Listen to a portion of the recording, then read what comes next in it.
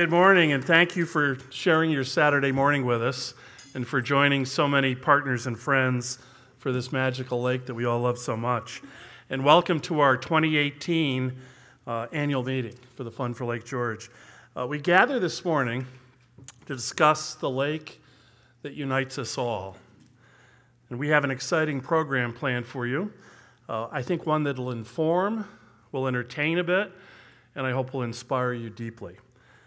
The Fund's approach to the protection of the lake is anchored on a belief that we've shared with you in the past. It's that only through partnership that we'll truly succeed. So I'd like to begin, with your permission, to recognize a few of our partners. Our New York State Assemblyman, our good friend Dan Steck. I know Dan is here. There's Dan in the back. The chairman of the Warren County Board of Supervisors and the supervisor of the town of Bolton, Ron Conover, right in the front row. The town of Lake George Supervisor, Dennis Dickinson. I know Dennis is here somewhere. From Queensbury, our friend Supervisor John Strow.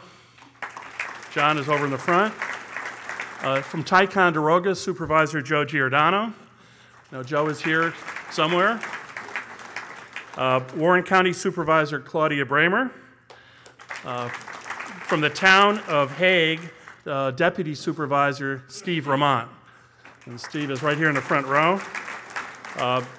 The Executive Director of the Adirondack Park Local Government Review Board and the former Chairman of the Warren County Board of Supervisors, our good friend Fred Monroe.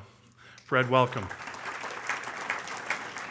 And a man who actually needs no introduction. Unfortunately, wasn't here last year when we gave him a Lifetime Achievement Award, but I think deserves our huge round of applause this morning.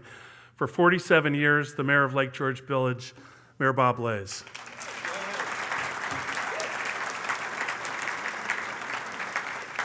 From the Lake George Park Commission, our partners, representing the Park Commission today, Commissioner Joe Stanek. Joe, I know you're here.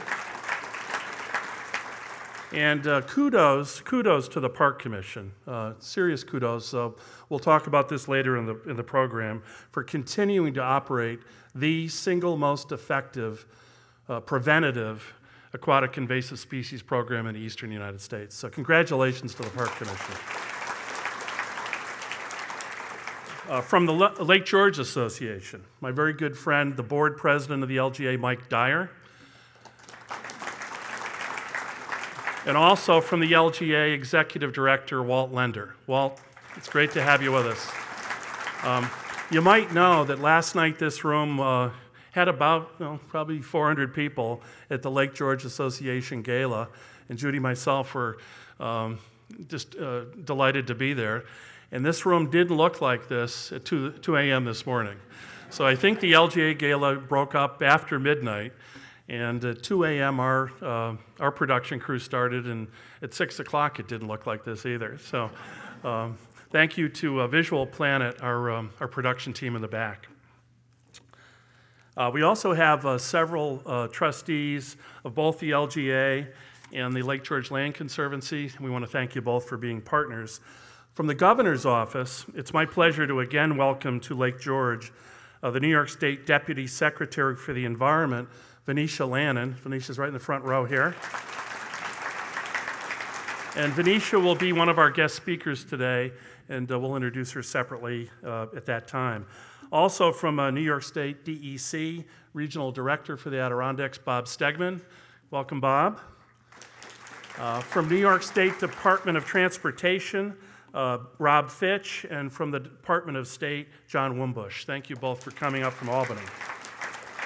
We're almost done with this, Paul Smith College, one of our partners, and a Corbett Award recipient from last year, Dr. Eric Holmland, and also from the Nature Conservancy, also a Corbett Award recipient last year, Brendan Curian. So welcome both. From the Adirondack Council, I know Willie Janeway is here. I saw Willie come in a few minutes ago, and I think Bob Caffin is here. Welcome. From Adirondack Action, Brittany Christensen. Thank you also for being here today. I'd like to recognize now our Jefferson Project partners. From Rensselaer Polytechnic Institute, it is my distinct pleasure to warmly welcome the president of Rensselaer, the Honorable Shirley N. Jackson. Shirley, thank you for being with us today. I'd also like to recognize the director of the Jefferson Project, Dr. Rick Relier. Thank you, Rick. And from IBM, a fund trustee, and I'll introduce John separately before his remarks, IBM Senior Vice President, Dr. John E. Kelly, who's right in the front row here. And last from IBM, we have several IBM partners here, but I'd like to recognize Dr. Harry Kolar. Harry is the Associate Director of the Jefferson Project with Eric, and Rick is the director of the project. Harry was just appointed an IBM Fellow, which is the most distinguished honor in the technology suite of IBM, and one of just a couple hundred in the history of IBM. Dr. Harry Kolar, congratulations on being an IBM Fellow. Thank you.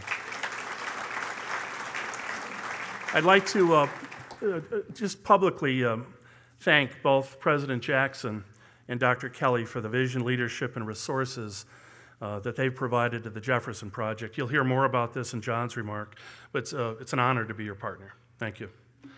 The work of the fund is accomplished with a full-time staff of but 3 people, and as amazing as that might sound. Let me quickly introduce them to you now. They're on the screen. Our Executive Director, Eric Sy, who's behind us. Eric will be speaking. The Lake George waterkeeper, Chris Stavinsky, will also be speaking, and Chris is right behind me as well.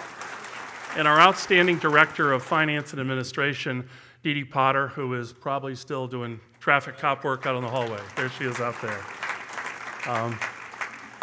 We're blessed to have a pretty terrific Board of Trustees, and they come from every sector of the business, government, academic, science, technology, and media worlds. Our trustees are featured on the screen now. If they could just stand and do a wave, I'd like to thank them in front of all of you for your terrific pro bono leadership.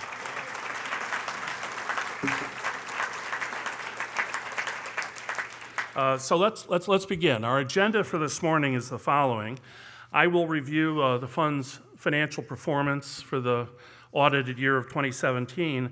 Then I'd like to just spend a couple of minutes and share with you my perspective on the strategic logic that defines our work, our investment philosophy, and our business model. After that, Eric and Chris will highlight the fund's 2017 work and share with you our 2018 action plan and our targeted operational milestones for the next 3 years. Dr. John Kelly will then speak and provide us with, I know, an update on the Jefferson Project that it will frankly dazzle you. Venetia Lannon will share with us information on the very important New York State Harmful Algal Bloom Initiative, which she is godfathering along with the Governor's Office. And our keynote speaker today will be award-winning environmental reporter Dan Egan, the author of Death and Life of the Great Lakes. And we'll conclude our program with our investment grant awards and the presentation of the Corbett and the Langmuir Awards. Excuse me there was a little Marco Rubio moment. All right. Let me open my remarks by sharing our audited financial performance with you. Boxed in the white column are our 2017 financial results. And to the left of that, our results from 2013, simply for comparison purposes and to illustrate the growth and progress that we've achieved with your support over the last 5 years. The driver of our income line, private contributions from you, grew from $458,000 5 years ago to over $1 million last year. Our total operating income was $1.5 million, 2/3 of which was fueled by donor contributions and a continuously growing investor, donor, and partner family. As contrasted to 2013, in 2017, our reliance on transfers from our investment portfolio was actually reduced 75%, thanks to the robust annual support of so many of you in this room. And this year, we plan $0 transfers for our investment portfolio. And again, we can only do that because of the robust support that you provide. So thank you very, very much. And very importantly, the fund now has zero debt and a very, very strong balance sheet. On this next chart, I've highlighted the recent 5-year growth in private contributions to the fund, and this metric, this vital metric, has grown 2.3x in just the last 13 years. So I simply cannot say thank you enough to our leadership investors, to each and every one of our hundreds of supporters and donors. It is your support that powers our ability to do the work that we do. So throughout today's agenda, we will show you how we put that support to work. And regarding use of funds, we view our obligation to wisely deploy your gifts as being able to give you a strong return on invested donor capital. 84% of every dollar goes directly to protection work, and the fund's level of efficiency, as scored by Charity Watch, would result in an A score.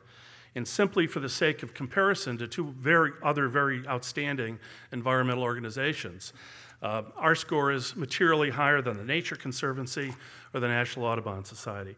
Also blue chip, very well run environmental nonprofits. In 2017, the fund invested very close to $1.2 million in direct lake protection investments, broken out as follows. $413,000 in science and technology investments, and our investment in the Jefferson Project is the cornerstone of that deployment. Our science and technology investments guide and inform everything else we do, frankly, with a level of precision that would not be otherwise possible. In 2017, $488,000 was directed towards a series of water quality and water clarity projects, which Chris and Eric will detail for you. $161,000 was directed towards the prevention of invasive species, and $132,000 to equip our municipal partners with analytics and state-of-the-art equipment to reduce the excessive use of road salt. Over the last 5 years, the fund has deployed over $6 million on both informing science and targeted solutions on everything from invasive species prevention, road salt use reduction, and a broad portfolio of investments to improve Lake George water quality. And this will be the agenda for all of our speakers to follow. And finally, your contributions have yielded a powerful 6x levered multiplier effect. A dollar contributed to the fund, on average, catalyzes $6 additional of support in the form of additional partner contributions and grant support for lake protection projects. Projects that we either directly do or more likely do in participation with our partner network. This partner network, this partnership model, becomes a high-performance public-private formula that makes the level of innovation and results something that otherwise we could never achieve on our own. So let me wrap up my remarks by sharing with you an overview of the fund's business model, which is the foundation of everything we seek to accomplish. We operate the fund with a business model based on 3 overarching principles. The first principle is that of partnership. And a partnership formula allows us access to world-class science and technology partners, such as RPI and such as IBM, and a host of key subject matter experts. This effectively gives us the scale and the expertise of a staff of hundreds, while being able to limit our direct human capital expense but to 3 outstanding professionals. And the result is an 84% program efficiency on invested donor capital. The second principle is that of innovation. Our partner-based staffing model allows us to innovate at the cutting edge of lake science and applied technology, and to lever what I like to call innovation toolkits to focus both our solutions and investments, and to be a value-added partner to municipal leaders and New York State policymakers. And finally, our third business model principle is that of direct investment in science and in technology and in the tools to perform lake protection work across the watershed. I hope that you will agree that after you hear our guest speakers today, that this holistic approach, this model does indeed work. It reflects an acute understanding that sound environmental policy is also sound economic policy, especially at places like Lake George, where the lake is the fundamental driver, as you know, of a $2 billion recreational and tourist economy. Needless to say, we, like you, are intensely passionate about this lake. That passion has motivated us to run the fund like a business, like an innovative best practices business, because we believe we are in a business. We're in the business of lake protection. So we think it's incumbent upon us to fully embrace best practice and guiding principles. And with that pledge, I sincerely thank you for your support in joining us today. So thank you, my friends.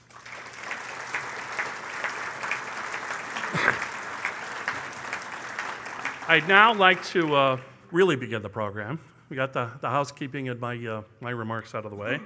I'd like to introduce Eric Sy, our executive director, who is now in his 6th year guiding the fund, and Chris Novinsky, the Lake George waterkeeper, in his 16th year, doing what only Chris can do. And Chris is one of 300 waterkeepers globally, and we're very, very lucky to have Chris and Eric leading the team. So with that, if I could introduce Eric Sy.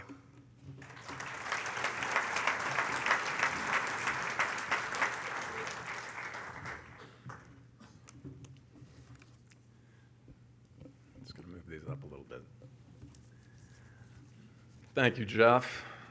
Thank you all for attending this morning. It's so beautiful out. It's so wonderful to see so many of you indoors in this dark room. We won't keep you too long, and we'll make it worth your while for sure. I say, and I say this very personally, this is a great day for Lake George. To have Dan here, to have Venetia, John, all of you on behalf of our Great Lake. For me, it demonstrates the passion people have for this special place. And let's face it, there is no place like Lake George. And it was actually last year, from this very stage, this very meeting, where we introduced the model for enduring protection. Because, as Jeff referred, this fusion of partnership, innovation, and investment, it's working. It's been tested now for 4 years since being introduced and launched in 2013. And it's producing measurable results, and that is so key. If you're an investment-driven organization, you've got to show your results, your progress. In stopping declines of Lake George water quality, declines that were revealed through 30 years of water quality research conducted by the Darren Freshwater Institute of Rensselaer Polytechnic Institute. So we're very grateful for that science, that foundation that allowed us to move forward. So now, we move from model to hard target milestones, and we're all about hitting milestones in our work. That's what we do. Across 4 portals of protection. Jeff mentioned them, I'll go through them quickly. It's the science that guides everything we do. It's invasive species in every dimension. Salt reduction, becoming an increasingly big issue.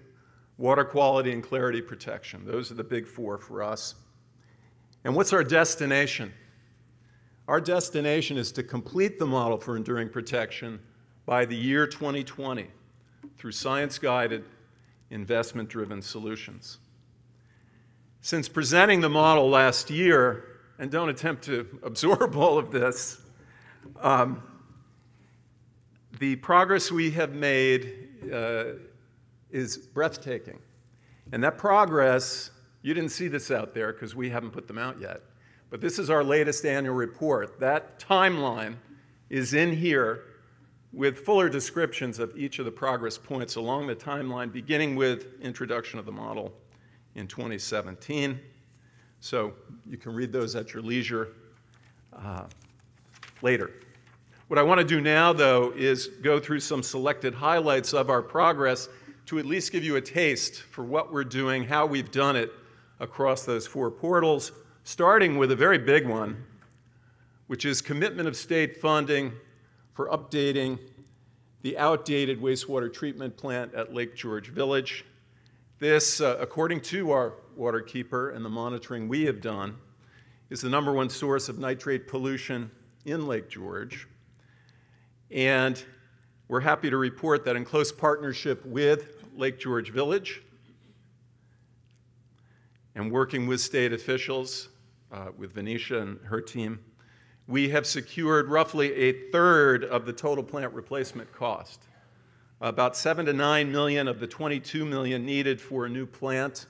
The engineering plans are underway, and this plant is scheduled to be replaced by 2021. And let me tell you, that will be a major cause for celebration for all of us, and for the lake especially. Moving on, commitment to build a state-of-the-art new invasives inspection and decontamination program, station at the Exit 18 rest area of the Adirondack Northway. A lot of you who drove up here or have driven down the Northway have seen that there's construction underway at the rest area. This is a very big deal. And even though, as this map shows, Lake George has the strongest invasives prevention program in the eastern United States, arguably, thanks in large part to another unique partnership, the Save Lake George Partnership of regional leaders working with and co-funding the state program run so ably by the Lake George Park Commission. We got a problem, as this map shows. We are literally surrounded by invasive source waters, as they're known, from which boats being trailered from these waters are bringing with them, more often, too often, more and more destructive species to the region and to our lake. You can see it there. So what are we doing? This is a schematic. It's not necessarily all that dramatic, but this is the renovation of the Exit 18 rest area, and you can see the word boat inspection. That is the facility that's being built as we speak. It's on track to opening next spring, and it is a critical step toward the next level of protection needed, which is preemption. We have prevention at Lake George, which is tremendously important, but we need to head off invasives before they get anywhere near our shores. The threat is just too great, as Dan will speak to. What is prevention? It's defense. Preemption is offense. We're fighting a war. It's absolutely true. You need both defense and offense to win the war. The progress we're making, including this new station, is really a tribute to the leadership of Governor Cuomo and other public officials that include State Senator Betty Little, Assemblyman Dan Steck, Congresswoman Stefanik, U.S. Senator Schumer, and Gillibrand. This is an all-in effort. If we're going to win, we all got to participate. The need for concerted action, of course, is driven home by Dan Egan's account of how invasives have ravaged, and if you haven't read his book, it's for sale out in the foyer, have ravaged the Great Lakes. We couldn't be more thrilled to have Dan with us here this morning to share that story. So, switching gears quite dramatically, the success of the fund's matching grant program is another big achievement this past year for upgrading septic systems at Dunhams Bay. This, too, is another vital investment-driven partnership, this time with local government, including the town of Queensbury, and homeowners at the lake. And to date, the fund has invested $104,000 in grant funding that's responsible for replacing 16% of the septic systems in Dunhams Bay. That's a big deal. And you're going to hear about the remarkable results we've already seen in water quality as a result of this program. So the work we're doing in Dunhams Bay is a pilot, if you will. It is demonstrating the need for basin-wide application and pursuit of state funds that will dramatically expand the benefits of this model program in the lake and beyond. In all of this work, it is science that lights the path ahead. None more brightly than the Jefferson Project at Lake George, our historic partnership with IBM and RPI to make Lake George the world's smartest and, fortunately for us, best protected lake. And you're going to hear more about that. As Dr. Kelly will share in his remarks, the Smart Sensor Network enables unsurpassed scientific understanding, from physics to fish, a phrase that a good friend of mine likes to use, and it is aptly so. A sensor network powerful enough to monitor our protection progress for years to come, and, this is the coolest part, I think, to provide breakthrough capacities for anticipating and then preparing for future threats to Lake George. That's how we're going to secure enduring protection of this priceless place. Also, with decisive support from Governor Cuomo and his team, the Road Salt Reduction Initiative of the Save Lake George Partnership now includes the New York State Department of Transportation. This is a quantum leap ahead in our effort here at Lake George. DOT is the largest public applicator of road salt in the basin. Their best practices plan to reduce the use of road salt on 17 miles of Route 9N. That road that hugs the western shore of Lake George is fundamental to our success in reducing salt use basin-wide 50% by 2020. That's our target. We know we can reach it, and we have the technology to measure our progress. Having presented the model to state leaders in Albany, Lake George became one of 12 lakes selected to participate in the Harmful Algal Bloom Initiative, or HABS initiative as it's called. Lake George is the only one of the 12 that is yet to experience this. Blooms of toxic green algae devastating to all we hold dear about our lake. The recently released HABS action plan for Lake George is the good news, because in that plan, the priority projects listed include much of the work we're already doing here at the lake. So what does that mean? It creates a major opportunity to expand this work with funding from the state of New York. I can't tell you how honored we are to have with us this morning Venetia Lannon, a force of and for nature, the state's Deputy Secretary of the Environment, to discuss the HABS initiative and the role of Lake George as a model for reducing the risk of HABS. The first priority project listed in that HABS action plan is upgrading the town of Bolton's wastewater treatment plan. So what we did to jumpstart progress at Bolton, we actually issued a $50,000 grant last month to build an innovative new system for reducing nitrate pollution into the lake. And I'm really happy to report that under the town's dedicated leadership with Ron Conover as town supervisor, since issuing this grant, that new system is literally now being built as we speak, more or less. So all of this progress has put us on the path to achieving our 2020 milestones. These two are detailed in the annual report that you can read at your leisure when you take it on your way out. But the big picture is this. Once done and the model is complete, it'll be distinguished by these leadership goals. You can read them. Lake George will be the global example to inform sustained protection of freshwater ecosystems. No new invasives will enter Lake George, and hopefully no Adirondack water body. We will provide the nation's best practices model for reducing salt use, and Lake George will lead the nation for best practices management of wastewater and stormwater.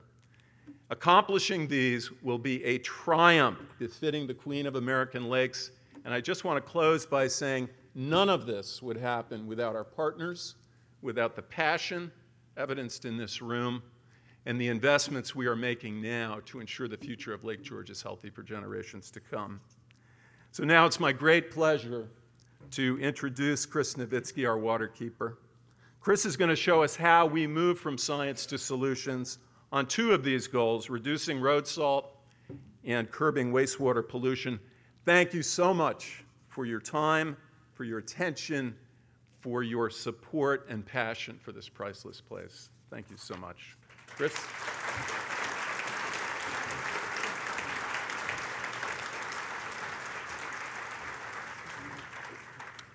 Thank you, Eric, and good morning, everyone. Thank you for all that you do and all your support for our work, and I'm glad to talk about some of that, and it truly is an honor to be your water keeper. Now on to our robust initiative on road salt reduction that will reduce the annual dumping of 300 rail cars of road salt in half. As always, our work starts with science. The science from the 30-year study prompted the Save Lake George Partnership to create an MOU to work together to reduce road salt and has brought the application of technology and science to a new level. The first ever watershed-wide assessment of salt application in North America and possibly the world. We've tracked municipal trucks for 3 years, determining the application rates every 15 seconds, and installed roadside cameras to determine the level of service, road conditions, and the effectiveness of equipment and practices with over 50,000 images over the past year alone.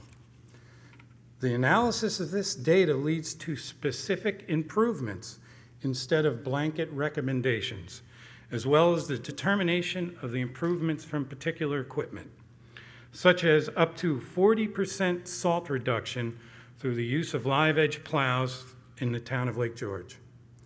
This is the basis of a strategic plan to achieve 50% reduction of road salt applications. As this diagram shows, we have a work plan and have completed our second full season of implementing best practices with the ability to measure our results. To further this initiative, we are working with our good friend Phil Sexton from WIT Advisors, who is completing a detailed needs assessment for each municipality to determine what is required to reach this reduction goal. By reaching this goal, municipalities will become Sustainable Winter Management Certified, or SWIM certified. Additionally, we estimate half of the salt in the basin is applied privately, and we've started working with businesses towards applying the certification to their properties. Now back to the science. We know the impact road salt has to our surface waters, but we've recently partially funded a study with the Adirondack Watershed Institute and Adirondack Action to look at the impact of groundwater. In the past year, nearly 400 wells within the Adirondack Park were sampled, 10% of those within the Lake George watershed. The results indicate chloride levels in wells along state roads were 80 times background levels, and 50% of the wells along state roads exceeded guidelines of sodium levels. To help address this issue, New York State DOT has committed to a road salt reduction pilot project for a 17-mile stretch between the village and Tongue Mountain. We are excited to have DOT become part of the salt reduction initiative and looking for ways to implement best practices to reduce measures. I am pleased to say that we've already held strategic working group meetings with them. We'd like to recognize Venetia Lannon as well as the governor's office for setting up the initial meetings, and as well as Rob Fitch from DOT for their partnership. Now we will quickly look at our work on wastewater. Sounds like fun, doesn't it? To eliminate nutrient pollution, which is the leading factor in algal blooms. As we know, Lake George is one of the 12 water bodies designated by the DEC on the HABs action list. And it was increased algae growth in Bolton Bay that prompted our studies of the watershed surrounding the Bolton Landing wastewater treatment plant back in 2008. Our recent 15-month monitoring report, in partnership with the town of Bolton, determined problematic nutrient levels and prompted a list of recommendations to reduce nutrient pollution. The first is the installation of a wood chip bioreactor pilot project to reduce nitrates. The town has initiated this project, and you'll see pictures of its construction right up here, which has been provided a $50,000 grant, Water Quality and Improvement Protection Grant from the fund. As previously mentioned, this was a leading priority project in the Lake George HABS Action Plan. The second recommendation was to terminate the application of the effluent to the southern sand beds, which will reduce the seepage to the Mohican Road tributary. This action has already reduced flows threefold to that tributary, which should significantly reduce nutrients to Bolton Bay. Now, let's move to Dunhams Bay for our partnership, innovation, and investment with the Dunhams Bay Association and with the town of Queensbury. It was observations of benthic algae blooms by concerned residents that started the inventory of existing septic systems. With the application of algae sampling and biomonitoring, algae species were identified that were inclined to organic pollution conditions for use as an indicator for potential water quality impacts. This catalyzed the formation of the North Queensbury Wastewater Disposal District by the town of Queensbury. To further stimulate the formation of the Wastewater Management District, which is the first in the Lake George watershed, the fund started a matching grant program for system upgrades and replacements. In total, 14 systems have been replaced, 11 grants issued, totaling $104,000 provided by the fund. As previously mentioned, this project was named as a priority project in the Lake George HABS Action Plan. And the results of our biomonitoring indicate improving water quality by a reduction of the organic pollution index in areas where there have been system upgrades. So on this schematic, you can see green properties where systems have been replaced with checks, and you can see areas of concern where there's still red marks showing indications of increased algal growth. These are just a few examples of our science to solutions approach. I want to thank you for your attention, and I want to thank you for your support.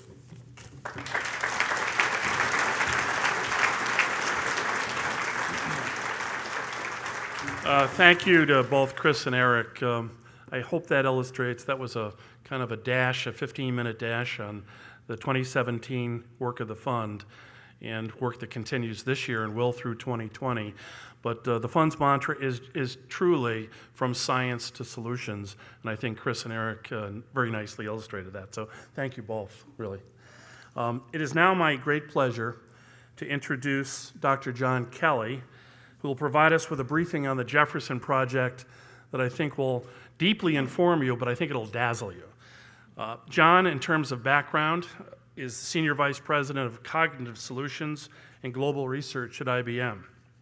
John runs the fastest growing and most strategic parts of the IBM portfolio, including IBM Analytics, IBM Security, IBM Intellectual Property, and all of the Watson businesses, Watson Health, Watson Financial, that you see so brilliantly communicated on IBM Advertising and Television. John also leads IBM research around the globe, leading over 3,000 scientists and technologists in 12 laboratories in 10 countries. Under John's leadership, IBM has led the world in patents granted, I think now for 24, is it 24, 25? 25? 25 consecutive years, which is just unprecedented in and of itself. John may not say this, but John is the godfather of Watson, and also one of the world's preeminent technology leaders on artificial intelligence and quantum computing. Here at Lake George, because of the Jefferson Project, a phrase you hear, IoT, Internet of Things, I believe has become IOL, the Internet of the Lake. And John will tell us all about that. Now, in addition to his day job at IBM, John serves as a trustee at Rensselaer and is the chairman of the Union College Board of Trustees. I'm honored that John is a trustee of the fund as well.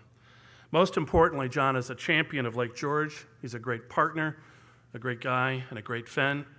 My pleasure to introduce Dr. John E. Kelly from IBM.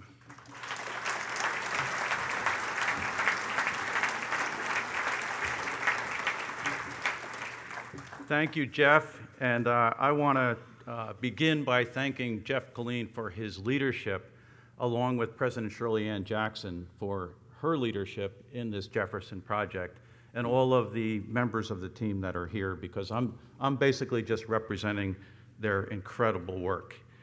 Well, good morning, everyone. I always say when I'm starting a speech, it's great to be back someplace, wherever I am in the globe. I don't always mean it, but when I'm at Lake George, I really mean it. It's great to be back to Lake George.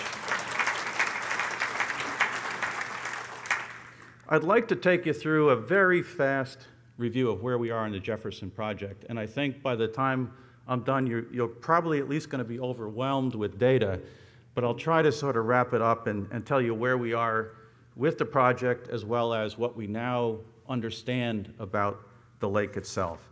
So I know many of you have been here for the past couple of years, but some haven't, so let me just quickly recap what this project is all about. First and foremost, we're here to preserve and maintain this world-class lake that we know as Lake George. It is unprecedented in its water quality. Secondly, we're here to build and have built, and hopefully you'll realize this by the time I'm done, a state-of-the-art laboratory for freshwater preservation, anchored around the Darren Freshwater Institute, Rensselaer Polytechnic's On the Lake Laboratory.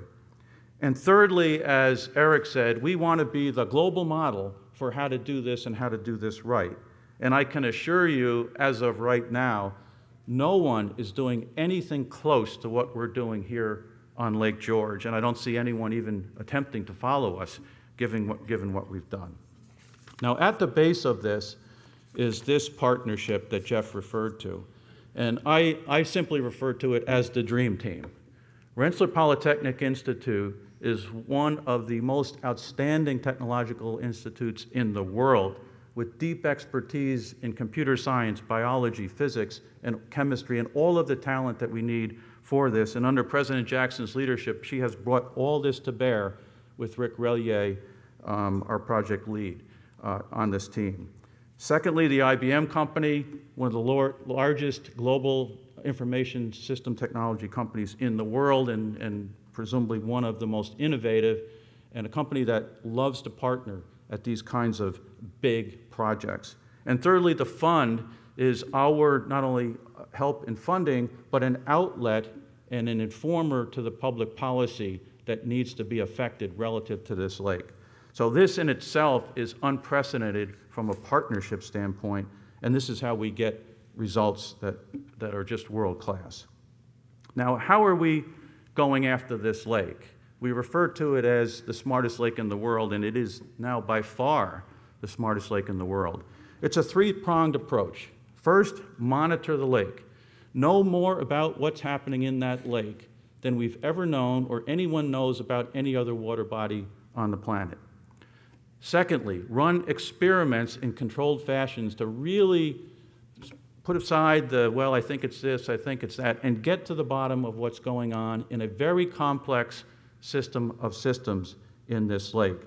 And thirdly, use the most advanced technology and the largest computer systems in the world to completely model what's going on in this lake so that we can look back at what's happened in the past and we can look forward through these computer models into the future in terms of what might happen under certain scenarios. So those are the three prongs of the approach. Now, we've been at this for nearly 4 years. And when we laid this out, we said, look, this is a big challenge. No one has ever attempted this around any water body. This is going to be on the order of a 10-year project. In the first phase, we said we're going to deploy the initial sensors, and we're going to get a baseline understanding of what's going on in this lake. And of course, that led to the early observations around salt and the effects of salt in the lake. In the second phase, we said we're going to build out a sensor network on this lake that is unprecedented in the world. And we will know more about this lake than any other water body. I will show you that that sensor network is now basically complete, and the results and the data are pouring in at incredible rates.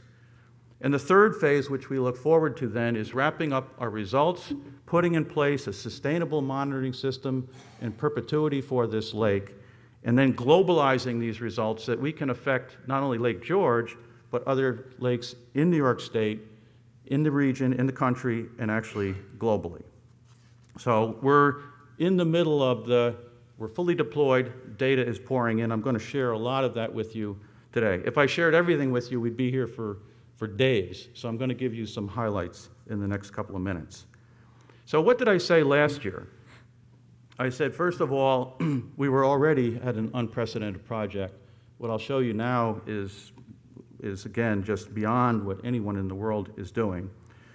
Secondly, I said that this lake, we knew going in that this was going to be a complex system of systems. It's not just about the deep water that we enjoy. It's about the shallow water, the feeder streams, the watershed, the actual geological rock formations, and human interaction, not to mention the biomass and the food web within the lake.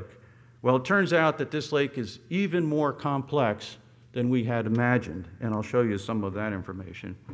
And then last year, I also said that, you know what? The deep water in Lake George is actually in better shape than we had feared. Whether it was water quality or the chemistry of the lake, it was in pretty good shape.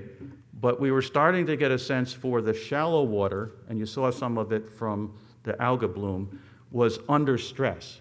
So we said, we're going to pivot, and we're going to go to the shallow water, and we're actually going to go up the streams and measure what's going on in those areas, because fundamentally whatever happens in the streams up in the watershed and in the shallow water will eventually affect the deep water of the lake. So we pivoted. So let me now give you some updates. Where are we on the sensor network? What additional information do we now have on salt?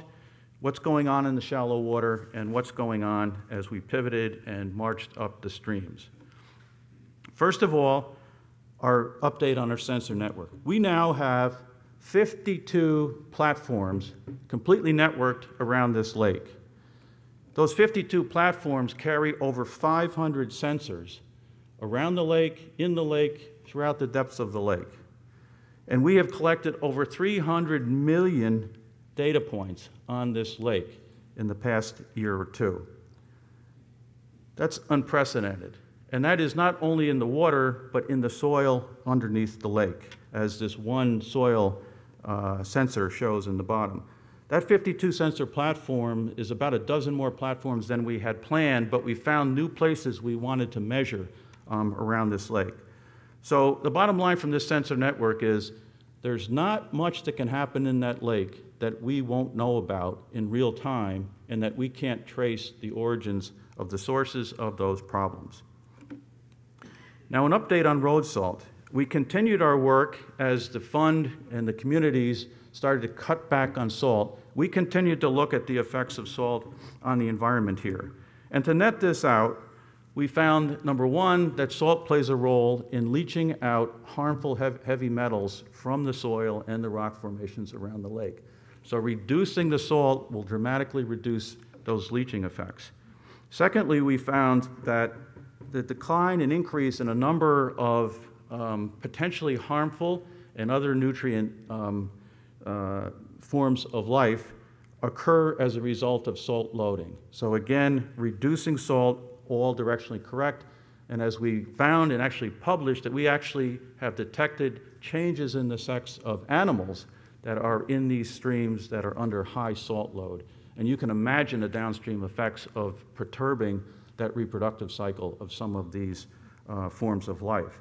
So the net is salt is a bad thing in this lake, and cutting back by at least 50% is absolutely the right thing to do.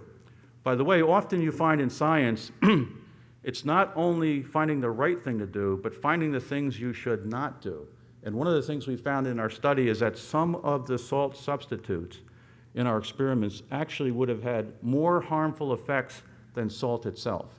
So in a sense, thank God we didn't pivot off of salt and go to one of the alternatives, because the effects could have been disastrous. Now, I should also mention, this is Rick Relier's facility down at Rensselaer.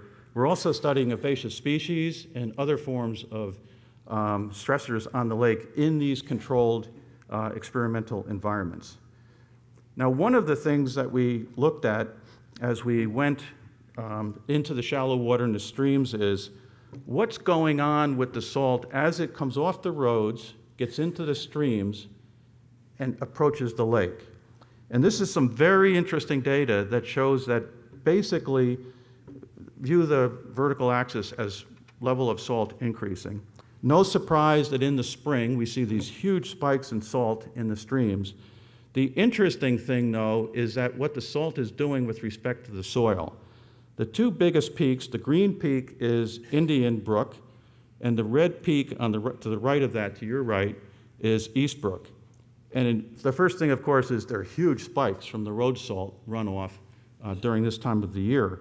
But look at how the difference in how it decays. And basically what's happening is in Indian Brook, the salt is being retained in the soil longer than it is at East Brook, which says that the ground is basically absorbing this and releasing this over time. So it's not as simple as road flushes off the road down the stream into the lake. It's actually being absorbed in the soil, and of course, as you saw earlier, it actually gets into some of the well systems around this. So again, a very complex system of systems. Now that's the salt story, and we think we have a good handle on that. Let's keep reducing the salt. The sensor network then that we've now deployed goes beyond just the offshore deep water. You can see in the center here all the nearshore sensors that we've deployed. And this particular chart that I'm showing you is phosphorus, which is one of the nutrients that can cause these alga blooms that we talked about earlier. And so you can now see not only what's going on in the deep water, but in the shallow water. And you'll see repeatedly the differences in all of this data I'll show you between the South Basin and the North Basin, as the South Basin is stressed more by, presumably, the effects of human habitation around the shore. So we believe that now looking beyond salt into phosphorus and nitrogen and other nutrients is the place we need to focus as we focus on the potential for alga. Now, some of the data, which is good news, as we went up the streams, this is a set of, about 10 streams around the lake. And the vertical axis is what's going on in terms of the food web. And the gist of this is, the good news is these streams are full of life. They're not being severely harmed, as best we can tell, by the salt or the nutrient levels that are flowing down to them. And it's been pretty consistent. Each of the bars in each of the brooks is the last 3 years. It's been plus or minus 10% or so. So we basically now have found that even up the streams with the load that we as humans are putting on them, to date at these concentrations, we have not dramatically, at least negatively, affected these streams. Now, new focus areas going forward for the project. First and foremost is the nutrients that are affecting the alga and the alga blooms that are being seen in other lakes around New York State and around the world. And how do we deploy these platforms even further? So the first place to look for what's going on with nutrients in the lake is to look back in time. And one of the experiments we did was to go out and literally bore holes in the bottom of the lake. And when you do that, you're looking back in time, because over time, more sediment builds on the bottom of the lake. So we did a number of core bores around the lake, looking back in time. And again, I could show you a lot of data, but the net of that data is we can actually see nutrient loads increasing in Lake George about 200 years ago as Europeans came to this lake, started to take down the forest, started to do farming around the lake. We can see in the sediment in the lake, the bottom of the lake, the effect of humans 200 years ago up through today. And there's a gradual increase in those nutrients throughout that 200 years. Now looking then today what's going on, and this is nitrogen across the lake by month, and you can see that there are dramatic changes in the nitrogen loading of this lake over time. You can see in the month of June, tremendous increases. We have yet to sort out, is that natural effects of what's going on in the biology of the lake and the surrounding watershed, or is that humans arriving in the spring in and around the lake? And you can see a dramatic effect in October in nitrogen here, which could be, again, a natural effect of leaf falling and other nutrients entering the lake. But we now have the capability by month, by location, by point in time, to measure the chemistry of this lake at unprecedented levels. Linking it now to algae, this is chlorophyll across the lake for the summer months. And again, you can see the algae in the early part of the summer, in the June timeframe, really increasing. The good news, though, is that it's not increasing by orders of magnitude. It's increasing by reasonably small factors across the board. So what does that then mean for animal species? So we have been sampling now across and around the lake for some time, and basically have found that indeed the food web, the animals in the lake, are responding to these shifting levels of chemistry and algae in the lake. Obviously, as there's more for them to eat, their populations increase. And you can see from this map, we now have incredible precision around the density of these. Now, can we model then what's going on with the algae in the lake through our data and our computers? The answer is yes. So this is, I think, a pretty stunning image. What you're seeing here is a cross-section of the lake at one point, entirely computer model generated and then verified by real measurements on the right. And what you're seeing is the surface of the lake on the top, the base of the lake on the bottom, and time by month across the x-axis. And what you can see is that between 10 and 15 meters, or call it 30 to 50 feet, given points in time, you can see algae start to develop and spread through the water column, be sustained for weeks or in some cases a month, and then disappear as the lake mixes and the chemistry changes. So from this, we can now monitor exactly what's happening with algae in the lake by depth, by location in the lake. Think about that. Most other places, other lakes that you'll hear about later, they have no idea what's going on, and all of a sudden the lake turns green, pea soup, and then goes away with no understanding of what's going on. We now can understand and start to trace the origins of these blooms, which are occurring in Lake George, but they're occurring subsurface and in spotty areas around the lake. So here we've now computer modeled exactly how this is being caused. Nutrients in the orange, so model a lake with lots of nutrients. What happens as the temperature starts to rise in that yellow line? You can see on the left that the algae is starting to grow and eat the nutrients as the temperature rises from the surface and then down throughout the lake. And if I was to then continue this on, you'd actually see the algae start to die, and you would start to see the remnants of that in the organic matter on the right start to increase. So we now have the computer models to look at the entire cycle of algae in the lake as affected by nutrients, temperature, and flow throughout the lake.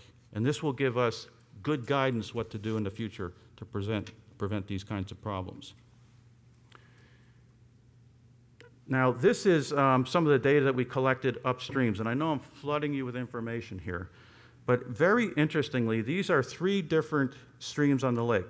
Upper left is West Brook, Northwest Bay Brook, Finkel Brook on the bottom. And what you're seeing on the left 2, that big, much higher line, is you're seeing nitrogen levels in the streams up in the watershed. The lines on the bottom are what's going on in the shallow water and the deep water. So the net of this is that what we're finding, at least in the two, Westbrook and Finkelbrook, we can take very large spikes of nutrients in these streams, and when they come down to the shallow water, they appear to be mixing out and moving very rapidly in the currents within the lake, which is good because it distributes it, but we can't keep loading the lake in this way. Northwest Brook is another story where we don't see that difference. We see the streams behaving very similar as to the shallow and deep water. We think that's because the populations are much lower up there.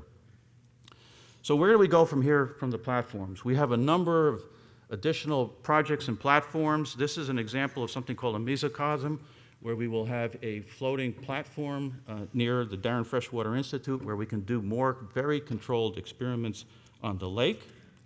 We are building a very detailed set of weather forecasting and sensor measurements and computer models on the lake, where we can couple the wind itself to the movement of the lake. And I hear last night the wind really coupled with the lake and got it stirred up pretty good from the north.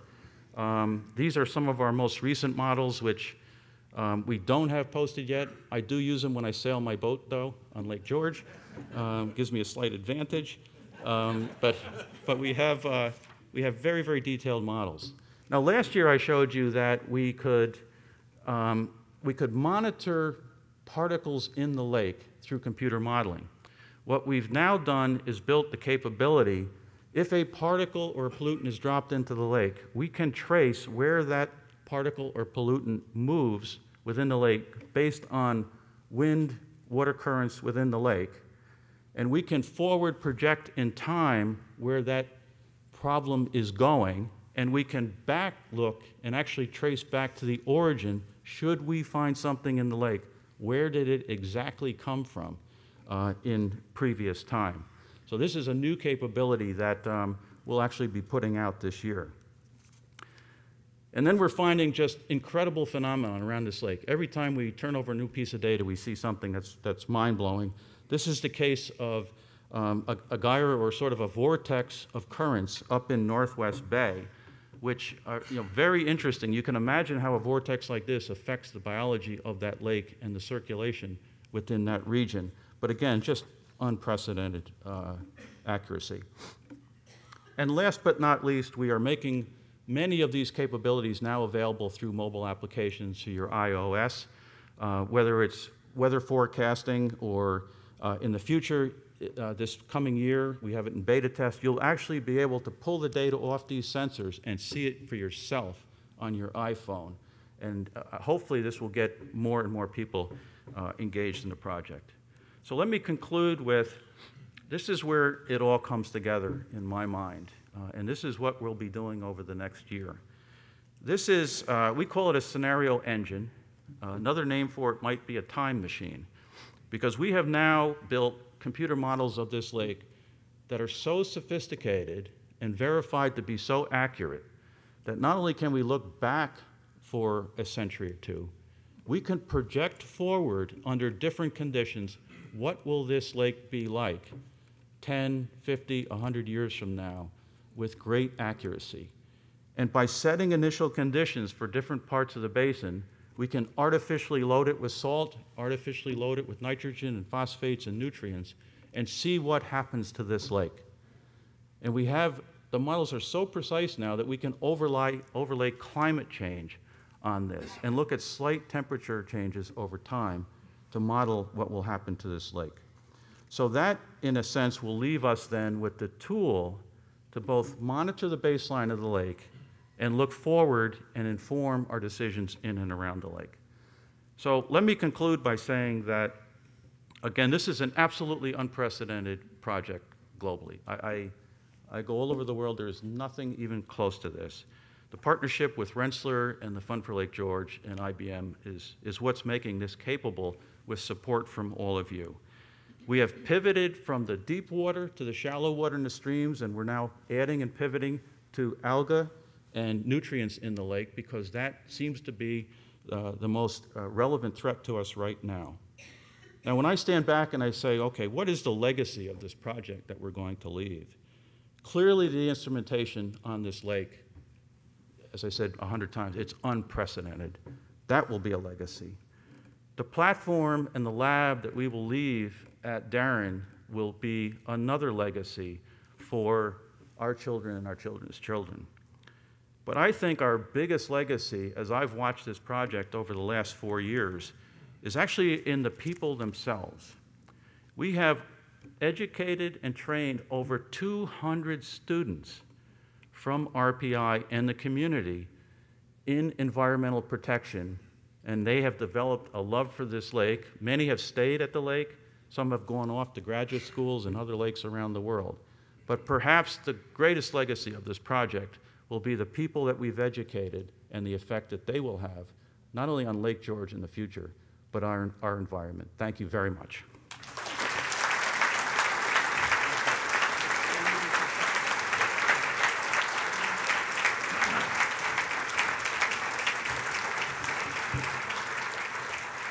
I kind of told you that this would be highly informative, but also dazzling, and I think John certainly lived up to that.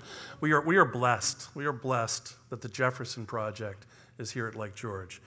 This is a laboratory like none in the world, as John said, and I think you summed that up beautifully. The legacy is perpetual protection in our lifetime and the lifetimes of our families, and this will indeed be not only the smartest lake, but the cleanest lake in the world. And to recognize Dr. Kelly, John, I know you have a LG30 plaque, but I think Al Ryder from Hague is here. Al is a master craftsman, and this is a inlaid mahogany image of Lake George that we would like you to add to your collection of Lake George memorabilia, and our terrific thank you. You get a little color. Thank you. You didn't take this in the face, did you? I might have. Thank you, John. It's my pleasure to introduce our next speaker. Venetia Lannon is the New York State Deputy Secretary for the Environment. In this capacity, she serves as Environmental Policy Advisor to Governor Cuomo and oversees the operations of the state's environmental agencies, including the Department of Environmental Conservation, the Office of Parks and Historic Preservation, the Environmental Facilities Corporation, and the Adirondack Park Agency. Prior to working in the governor's office, Venetia served as a regional DEC director, directing all aspects of work in New York City. And before that, she was senior vice president of economic development in the city, and at EDC, she ran the Maritime Division and was an active contributor to Mayor Bloomberg's New York City Waste Management Plan, and clearly an early advocate of sustainability and environmental justice. Over the past couple of years, I've had the real pleasure of getting to know Venetia. She has a masterful, strategic, and operating command of the environmental issues facing New York State, and is the architect of the statewide initiative to solve this threat of harmful algal blooms. She's a champion for protecting all of our signature lakes, Lake George being one of those, and all freshwater assets. She's a friend of Lake George, and she's a great partner. It's my pleasure to introduce Venetia Lannon.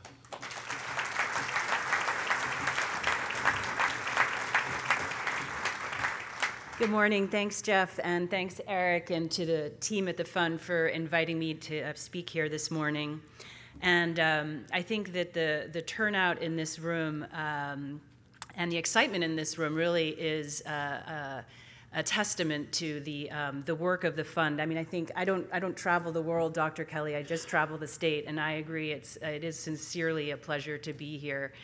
You think in other parts of the state this might just be the routine annual meeting of a small nonprofit, but again, judging by your passion and your being here this morning, I think that says a lot about what people feel about Lake George, but also, again, the relevance of the work of the Fund.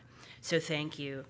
That passion is also shared by my boss and our governor, Andrew Cuomo, who not only sees Lake George as the lifeblood of what we heard is a $2 billion regional tourism economy and the source of drinking water for local municipalities and shorefront property owners, but as one of the very special places that gives New York State its soul. The governor is laser focused on water quality across the state, dedicating record levels of investment in last year's $2.5 billion Clean Water Infrastructure Act, and forming the multi-agency Water Quality Rapid Response Team, chaired by the Commissioners of DEC and Health, to rise to the challenges of unregulated emerging contaminants in our drinking water, like perfluorinated compounds and 1,4-dioxane, through facility trackdowns and proactive well sampling. And this year, he launched the state's Harmful Algal Bloom initiative that I'd like to talk to you about this morning, and the role that Lake George plays in this effort. Harmful algal blooms, or HABs as we heard, are not new. In freshwater lakes, they generally consist of cyanobacteria, also known as blue-green algae, which are naturally present in low numbers. But under certain conditions, as we've heard, particularly given high nutrient inputs like the phosphorus that comes from leaking septic systems, stormwater runoff, lawn fertilizer, and farm fields, combined with warm temperatures can trigger a bloom, which can produce toxins and other compounds that can pose a public health risk to people and animals through ingestion, skin contact, and inhalation. In recent years, the extent, duration, and impacts of HABs have increased, exacerbated by heavy rains and the warming temperatures and warming waters related to climate change. In 2015, DOH documented an estimated 35 HABs-associated illness cases in 16 counties, all associated with exposure during recreational activities like swimming and boating. In 2016, drinking water for more than 40,000 people in Cayuga County was impacted when HABs-related toxins were detected in finished drinking water for the first time. In 2017, more than 100 beaches were closed at least for part of the summer due to HABs, and Skaneateles Lake, the source of unfiltered drinking water for several communities, including the city of Syracuse, was threatened for the first time. While the finished drinking water, thank goodness, was not impacted, this was a clear alarm bell that we need to better understand the causes and control of these HABs. So the governor in the 2018 State of the State announced a $4.65 million initiative to combat HABs in New York. As you heard, 12 priority water bodies were impacted by HABs were selected across the state that represent different conditions and uses. Lake George is one of them. While Lake George thankfully does not, and it's almost like I don't even want to knock on wood, right? But while Lake George thankfully does not have HABs today, it is just as important to learn how to prevent HABs in this queen of lakes as it is to learn how to treat and manage it in others. Also, no other lake in the state, or perhaps as we heard today in the nation or the world, has done so much to bring science to the challenge of water quality, and we gratefully acknowledge the leadership work being done at Lake George on both the science capable of predicting HABs. Dr. Kelly just gave us a glimpse into the power of the Jefferson Project from which we will all learn, and the solutions designed to reduce the risk of HABs. So the 4 parts of the initiative include, first of all, convening 4 summits around the state where we brought together national and state experts on HABs to discuss what we know and what we don't know, and there's a lot that we don't know. And we were pleased to have Eric, along with Chris Nowitzki of Lake George Waterkeeper, along with reps from the Jefferson Project, present at the Syracuse and Lake Champlain sessions. 2, we convened local steering committees for all 12 priority water bodies to make sure we were guided by what was actually happening on the ground. 3, we worked with an engineering consultant and technical agency staff to develop tailored action plans for each priority water body that described watershed conditions, likely factors contributing to HABs, and specific recommended projects for implementation. And finally, 4, we have now made $65 million available through a variety of grant programs. So examples that you heard already of recommended actions for Lake George included the construction of the wood chip bioreactor at the Bolton Landing wastewater treatment plant to evaluate its effectiveness for reducing nitrogen and phosphorus, implementing an inspection and maintenance program, which we've already heard about for nearshore septic systems, including inspection, pump outs, and 50% cost share for replacement as necessary, as well as upgrading wastewater collection systems, sewer lines, manholes, pump stations in the town of Lake George, et cetera, et cetera, et cetera. You get the picture. I would encourage everyone to go on the DEC's website. You can see the action plan for Lake George as well as the action plan for the other 11 priority water bodies. And really here in Lake George, as you've heard, we sort of, I feel like copied from your homework. And a lot of our priority projects are work that the fund is already well underway on. I would also encourage everyone to learn what they can do to prevent HABs by preventing stormwater runoff, by fixing leaking septics, by responsible landscaping, and check out low impact development. I know I'm preaching to the choir here, to do your part to prevent HABs. I'm wondering, Dr. Kelly, I'm an apartment dweller, so I don't have a lawn, but I know a lot of people apply fertilizer in October, right? So maybe that's where we're seeing a nitrogen. I'm sure you guys are geniuses, you know that already. But again, the fertilizer that you're putting down in October may be finding its way to the lake. But it's just so great to have that snapshot and that picture, and that is really, I think, so critical for us, because we know we're going to need strong science to address this mounting threat to our state's precious drinking water and recreational economy. And I've mentioned how Lake George is a model there. Another thing we're going to need are new forms of watershed governance. And by that, I don't mean traditional government. I mean, we're going to need to collaborate across municipal and county lines with nonprofits, landowners, researchers, citizen scientists, businesses, highway personnel, farmers. In environmental parlance, this is the challenge of non-point source pollution. When there's a single point of pollution like a smokestack or effluent pipe, it's easier to address. And the Federal Clean Water Act gives a strong regulatory framework for addressing those point sources of pollution. It's a much tougher job to regulate pollution when it comes from the whole landscape. And it will only happen with collaboration. But to address a threat like HABs or some of the other existential water quality threats that you'll hear about from Dan Egan, we need to rapidly accelerate our collaboration. And here again, Lake George is a model. The remarkable collaboration, for example, that launched 7 successful boat inspection stations around the lake to prevent the spread of invasive species was nothing short of amazing. There were people who doubted it could be done or that it could be stood up that quickly and effectively, and you all proved them wrong. And the state is pleased to support your work with $450,000 this year from the Environmental Protection Fund to help with aquatic invasive species management and spread prevention at Lake George. And here I want to give a big shout out, echoing Jeff's praise for the Lake George Park Commission. And I know that Dave Wick and Bruce Young couldn't be here today, but it really is a pleasure to work with them as well on protecting Lake George.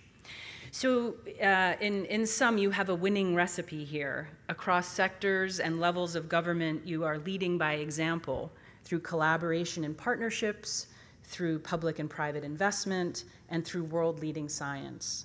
So Lake George is part of our harmful algal bloom initiative because we never want to see HABs on the Queen of American Lakes.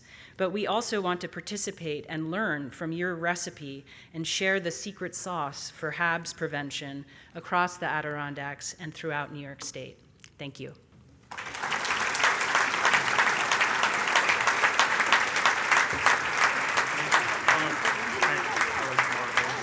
Thank you.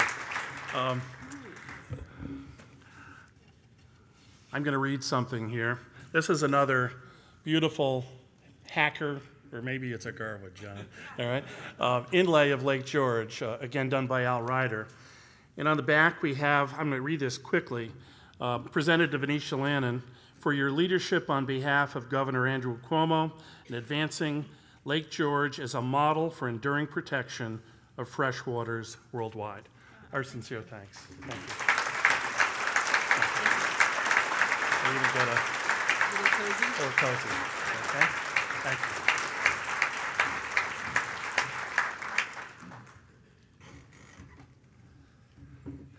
It's now my pleasure to introduce our keynote speaker. Not that the two speakers we just had preceding Dan are not keynote speakers. Those were phenomenal remarks. But Dan, as you know by now, is the author of the widely heralded book, The Death and Life of the Great Lakes. And by the way, copies of the book, and I consider this a must-read book for all of us at the lake, are available for sale in the lobby if you haven't already picked one up. And I want to thank the Open Door Bookstore from J Street in Schenectady, who will donate 10 to 15% of book sales today, done here, to the Fund for Lake George. So I want to thank the Open Door Bookstore. Dan's already, and I'd say already, seminal and policy guiding book on how aquatic invasive species have decimated the Great Lakes. And by the way, the Great Lakes represent 20% of all the fresh water on this planet, is a siren call to New York State, to the Adirondacks, and to here at Lake George. That call to action is simply this, that any unchecked advance of invasive species puts at risk everything we hold precious about this region, and most of all about this beloved place we call Lake George. Dan is a native of Green Bay, Wisconsin. He grew to love Lake Michigan by spending weekends with his family on vacations on the Door Peninsula, for those of you who know that area, where both sets of his grandparents had summer homes. Kind of reminds us about a lot of the early childhoods we had at parents' and grandparents' summer homes here on this lake. Today, Dan is a reporter for the Milwaukee Journal-Sentinel. He received his master's degree in environmental journalism from Columbia University and has twice been a finalist for the Pulitzer Prize. To me, The Death and Life of the Great Lakes portrays the reality that freshwater is indeed the global strategic asset of this century, and protecting it should be a non-negotiable priority. Please join me in a warm Lake George welcome for Dan Egan.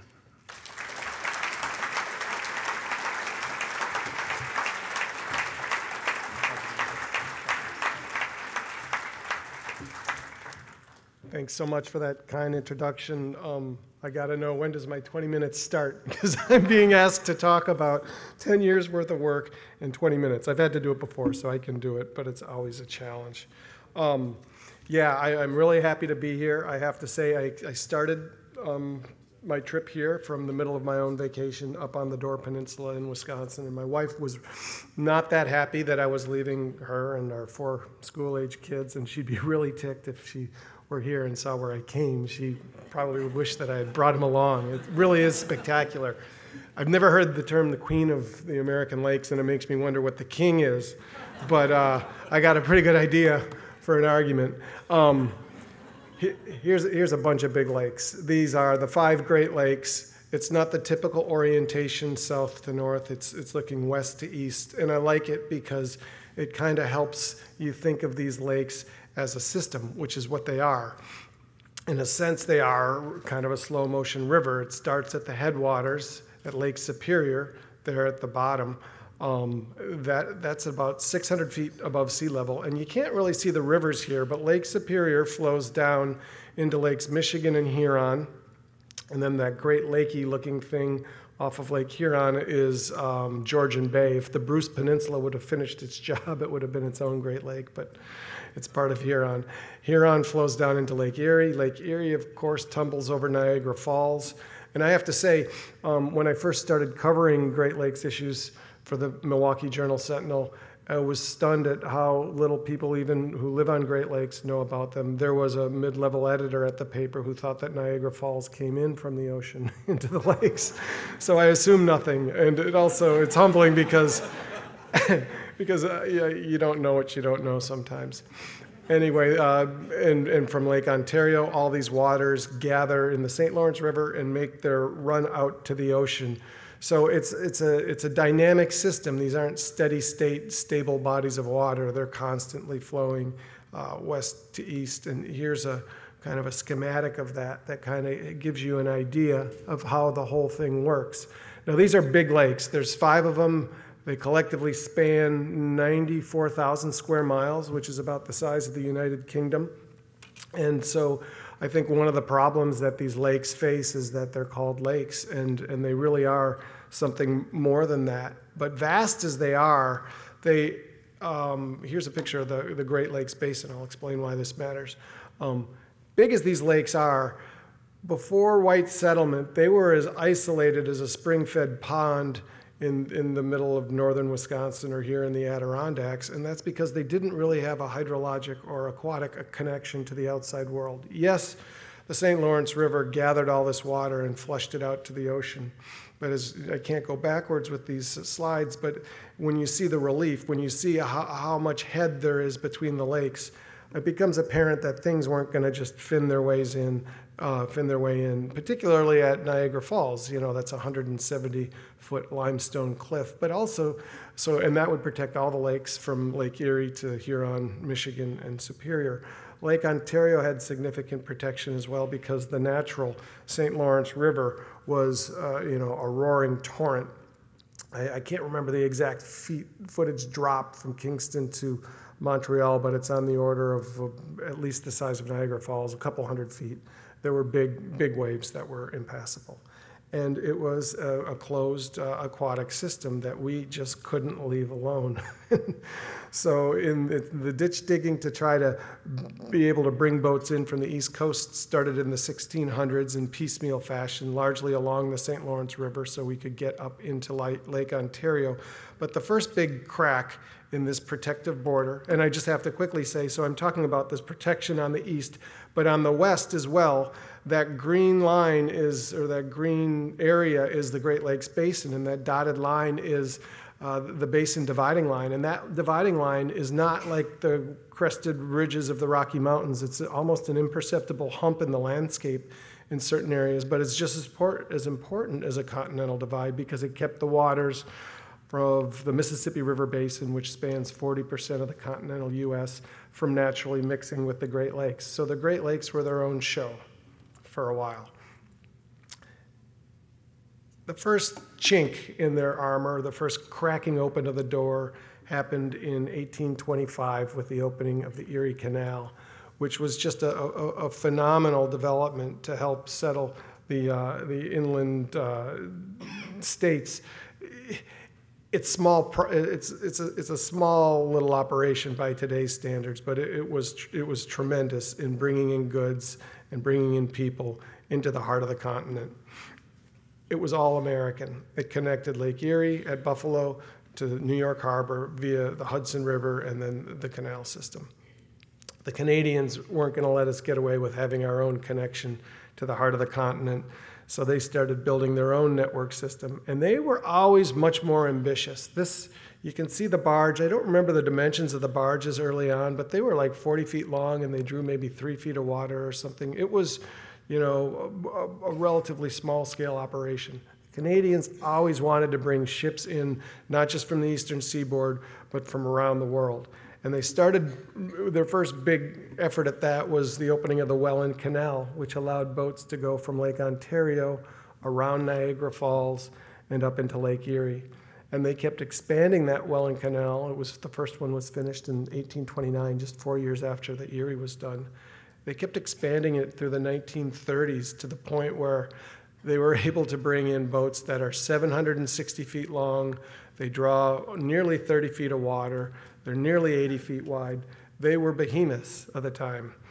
But they were also kind of like ships in a bottle because they couldn't get out the St. Lawrence River because that had yet to be tamed to that degree. So that's where the St. Lawrence Seaway comes in. In the 1950s, the US and Canada finally got together. Oh gosh, I thought I was going to push ahead here. They got together and they agreed to build once and for all a deep draft navigation corridor that would link the middle of the continent to the eastern seaboard and to ports all around the globe. I mean, on a map, it's two-dimensional, it looks obvious. On the ground, as we saw in that earlier schematic, there was just no natural way to get a boat up here. Well, the Seaway was the unnatural way to do it. And what we did was we built locks to be able to skirt all the rapids and the torrent that was the St. Lawrence River. But the problem was we didn't build it to modern standards in the 1950s. Okay, the Welland Canal, the last Welland Canal opened in the 1930s. And so we built it on the cheap, and I think it was done because the East Coast didn't really want rival ports and the railroads didn't want rivals. So they said, let's just match these Welland Canal locks with the new Seaway locks, and we'll be good with that. It's hard to comprehend how excited people were about this at the time. People in Duluth and Chicago, Detroit, Buffalo, Toronto, they were convinced that we were about to become port cities every bit as much as anything on the East Coast, the Gulf Coast, or the West Coast. And the first year the Seaway opened in 1959, there was, you know, plenty of exotic bounty coming in because it was kind of like the beta test for the system. And there were boats coming in from all over the world. This is from my Milwaukee Journal, 1959, and there are models down on the docks showing off the fashions that were being brought in, and there's articles written about the furs and the olives and the liquors and all this exotic bounty, everything that we were hoping for. But that was the last year that happened. The problem was the Seaway was really built too small. And unfortunately, for the timing of the construction, the first container vessel sailed in 1956. The Seaway was built between 54 and 59. And the containerization of cargo demanded ever bigger ships. So when this Seaway opened, it was basically obsolete the day it opened. I mean, here's a modern freighter. This boat couldn't even poke its nose into the Seaway locks. This is a Seaway vessel. It's the dimensions that these boats were in the 1930s, you know, pre-World War II fleet. It's about 760 feet long and 78 feet wide, and it can't handle the containers that the world's fleet now relies upon or now uses. What we have here basically is it's almost like a narrow gauge railroad. We have a boutique navigation system. These boats bring in foreign steel, at least for now. They bring in the foreign steel, and they take out North American grain. And on average, about 2 of these ships arrive every day, and to leave the system. That's not what we were hoping for. That's not a lot of cargo. That's about what one single 100-car train could do, coming in from the East Coast and going out from the Midwest to the East Coast. So we didn't get the cargo that we had all hoped for, but we did get some stuff that we didn't hope for. The Seaway opened in 1959, and since then it's a running total. I think there's 61 non-native species. Many of them invasive. The difference between non-native and invasive is basically your own opinion, and I think everybody would share the opinion that these zebra and quagga mussels are invasive species. Nothing's been more damaging than these Dreissenid mussels that came from the Caspian and Black Sea basin, and they came aboard an overseas freighter sailing up the Seaway in the ballast tank of this freighter. Ballast is used to stabilize a less than full cargo boat on the open seas, and it's every bit as critical to its safe operation as flaps are on a plane. You don't mess with ballast water. It's critical, but it's not dead weight. And you know, we've got now 61 species. In the last 2 years, there's been 2 new forms of zooplankton discovered in Lake Erie. And who knows what the impacts are going to be. These mussels, at first, were just a rare find in 1986. And those were zebra mussels. Behind the zebra mussels came quagga mussels. And you guys, I understand you have some zebra mussels. You do not want quagga mussels. Quagga mussels are literally 10 times worse, and that's because they don't need a hard bottom, a hard substrate to colonize. They can thrive on sandy bottoms. They can thrive at almost any depth, and they filter year-round. And it may be hard to see on this map, but the bottom, quagga mussels did what nobody thought anything could do, and that was they eradicated zebra mussels in a very short period of time, and they now smother the lake bed at densities up to 100,000 per square meter, which blows your mind if you think about, okay, they're maybe a thumbnail size. How do you fit 100,000 or 1,000 of them on a square meter? Well, they stack almost like coral, and each one can filter a liter of water a day, and they're filtering the plankton out of the water column to the point where plankton levels are now at points some of the year 10% of what they were. That's the bottom of the food chain. You take out the bottom of the food chain, so goes everything above it. These are the forage fish numbers on Lake Michigan, and you can see the first zebra was discovered in Lake Erie in 1986, I believe. And you can just watch this thing drop off a cliff. And that's the food source that sustains the Great Lakes recreational fishery, which is valued at billions of dollars. The salmon fishery on Lake Huron is now gone. That's kind of a grainy picture, but that's a Chinook salmon that should be twice that weight, and that's because it's got nothing to eat, and that's because the mussels have sucked so much of the life out of the water. This is the sad tale of the front door. I'm going to shift gears real quickly to the back door. I mentioned earlier on that map, we had a map of the Great Lakes Basin, and you could see a dotted line, and it got remarkably close to the Lake Michigan shoreline at Chicago.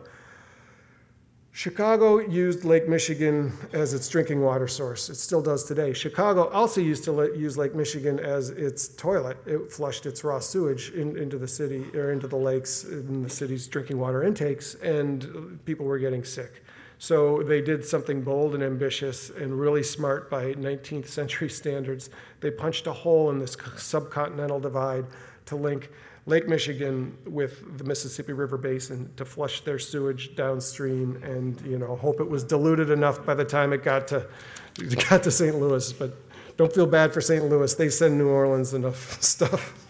It's true. But this didn't only just carry sewage, it carried Great Lakes invaders, and we started to really realize that in the 1990s when zebra mussels rode those waters out into the Mississippi River Basin, as I mentioned earlier, covers 40% of the continental United States. And once they were in the Mississippi River Basin, it was off to the races. These things attached to the hulls of boats, and wherever a boat goes, it doesn't have to go with the current, it can go upstream, the mussels are gonna go. They can also get trailered by boats, and that's how they made the jump over the Continental Divide back in 2007 over the Rocky Mountains. Just real quickly, I was driving up here on Highway 87 from the airport, and there was a boat being trailered up a hill, and water was dripping out the back, and as I was passing it, it literally said, it wasn't the name that the owner gave, it was the model. It was called the Invader. And I thought, yeah, that's appropriate. So this was, I think this is 2009, if you can just try not to look at his fingernails. That's two years after the first mussel was found in Lake Mead. By this time, if you do look at his hands, you can see all the cuts. He's a dock worker, and his hands were just getting shredded from this organism that nobody had heard of until all of a sudden it's a little story in the paper, and next thing you know, it is the dominant species in the lake. And now there's a ferocious fight, much like the one you guys are undertaking here, to keep these things from spreading into the Pacific Northwest, where they would really gum up the hydropower system of the Columbia River Basin to the tune of $1 billion annually, it's been estimated. But this highway that the Chicago Canal is for invasive species is a two-way street. This is a bighead carp. This is a long, sad, sorry tale I don't have time to tell here, but these fish were brought in by fish farmers, turned over to the state governments down south, funded federally in sewage treatment experiments where they would gobble up the sewage. They're filter feeders, much like the mussels are. And the idea was they could clean sewage lagoons, and then you could sell their fillets to fund more sewage treatment. And it was an elegant idea, but repugnant as well. And so with the arrival of the Reagan administration, they let these fish go because they never thought they'd reproduce in the wild. And guess what? They're really bad because they dominate the biomass of the lakes that they invade, up to the point where some stretches of the Illinois River are now 90% Asian carp, silver and bighead carp. That's 9 out of every 10 pounds of fish is Asian carp, and they jump at the whir of a boat motor. And you would not be able to recreationally boat on this lake if you had a silver carp infestation to the extent that they have on these rivers. A guy for the United States Geological Survey that I work with, he's on the Missouri River, and he literally doesn't go out without a hockey helmet on his boat. And it's scary. And this one day I went out with these guys. They caught 13,000 pounds of these fish in one morning, and they were frozen and shipped off to China. By comparison, the whole quota for perch on Wisconsin's Lake Michigan waters that year was 20,000 pounds. So he does this every day, every month that there isn't ice on the water. So it's just a complete upending of the system. And there's plans now to put some kind of a plug in this Chicago Canal, whether it's physical or they have an electric barrier now, but it's not really working. A physical plug would cost at least $3 or $4 billion, and there's not an interest in Chicago, right? There's not money in Chicago right now to pay for that, but it's important that we shut that door. But it's also important that we shut this front door, the St. Lawrence Seaway, and it's not going to cost billions of dollars to do that. It already exists, actually. It's called the St. Lambert Lock, and every boat coming into the Great Lakes from anywhere in the world has to go through this 80-foot pinch point. I'm not saying don't let the boats in, but I'm saying we need to adequately treat this contaminated ballast water before we do let them in. The shipping industry acknowledges that it's a problem, but they've also resisted efforts. The EPA has been sued numerous times by environmentalists, and we finally have a program in place where ballast treatment systems will be required on all boats, and there's still some fighting over how stringent the discharge standards should be. And we almost lost this hard-fought gain just this spring when there was a movement afoot in Congress to pull Clean Water Act protections away from ballast water and have the shipping industry regulated exclusively by the Coast Guard, which is more appropriately worried about mariner safety than what could be lurking in a ballast tank, and there could be lots of things. This is one drop of magnified seawater, and as I said earlier, it's anything but dead weight, and federal regulators are just bracing for the next invader that nobody's heard of until they're here. This is all grim news, but I'm not going to stay grim. These invasions have kept coming since 1959, and as I mentioned, these mussels have locked up so much of the energy on the bottom of the lake that all fish species are struggling, almost. This would be known as a round goby, and it came from the same place as the quagga and the zebra mussels, the Caspian Sea Basin. It came the same way aboard an ocean-going freighter sailing up the seaway. These little buggers are nature-built to go to town on mussels. They have special teeth that can crack open those shells and unleash what would normally be a nutritional dead end and send that food up the food chain. And they are everywhere in the lake. Here's a picture of the bottom of Lake Michigan, and you can see those white dots are mussels. What you can't see at first are all the gobies. Okay, they're everywhere. And any fish that can figure out how to eat a goby is doing okay. Salmon in the Great Lakes, which were introduced, by the way, which some might argue is an invasive species. I don't know who would argue that, but it could be argued. Salmon are struggling. They will not deign to go to the bottom of the lake and bang their snouts out in these rocks and grub out a living on gobies. But native walleye will, native lake trout will. Whitefish aren't even piscivores, typically. Whitefish, if it's a goby or death, the whitefish will eat a fish, a goby. Fishermen are seeing them coming in with their cheeks ripped open, and they say they're seeing really evolution on the fly. They're seeing these native species adapt. So in a very real way, the top of the food chain on the Great Lakes now looks more like its old self than it has any time in the last 100 years. The bottom of the food chain's been turned upside down. That's kind of the reason this book that I wrote is titled Death and Life of the Great Lakes. The old lakes are dead. Long live the new lakes, and it won't be too long if we let a new invader through this pinch point, the St. Lambert Lock. Just think about it, just for a second. How many boat wraps there are on your lake alone. Think about how many lakes there are in North America. Think how difficult it is to stop one of these critters once it gets loose on the continent. And every one of them has to go through that door that you could basically throw a softball across. It's important that we use this strategically, because that's not a door just to the Great Lakes. You can look at it as a door to Lake George as well. It's a little over 20 minutes, but thank you.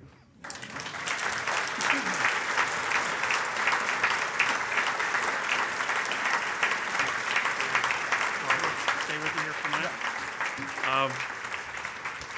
as I said in my opening remarks, Dan's book is a siren call.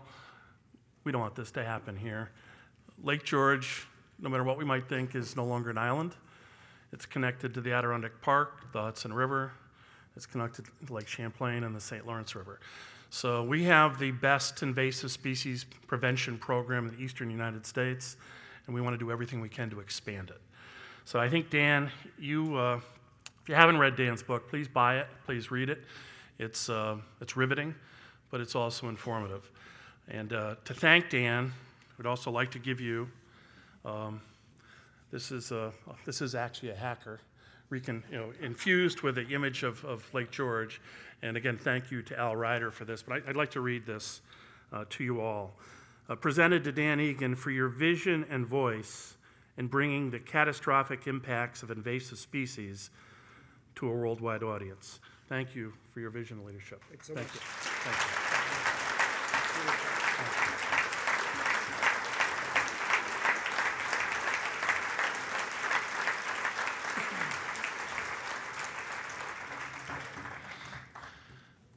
Thank you again, Dan. That was terrific. Moving on, an important part of the fund strategy over the last several years has been our ability to be a fund, not only in name, but increasingly in practice. A grant-making organization, an advocacy organization, a science to solutions organization, but very much a grant-making organization that underwrites high-impact lake protection projects throughout the region. And Chris and Eric highlighted some of that work to you earlier this morning. I'm proud to say that this year, the fund will provide $443,000 in grant awards as part of our overall $1.2 million 2018 investment in direct lake protection. And these will cross 7 vital science and technology. Actually, there's just 7 awards for science and technology, invasive species protection, salt reduction, and septic and water quality improvement projects. So if I could, and Eric and Chris, help me on this. If our grant recipients could come up, and I'll tell you a little bit about each of them. Rick, if you could come up. Harry, if you could come up from the Jefferson Project. Joe Stanek, if you could come up as a representative of the Lake George Park Commission. Ron, if you could come up. Ron, supervisor of Bolton Landing. Dennis Dickinson, if Dennis could come up. John Strow could come up. Alan Wrigley and Steve Vermont, if you could all come up. And while some handshakes are being exchanged here, let me share with you the 2018 Fund for Lake George Investment Awards. $250,000 accepted by project directors Rick Relier and Harry Kolar to support the continued build-out of the Smart Sensor Network and to underwrite targeted research on the Lake George ecosystem.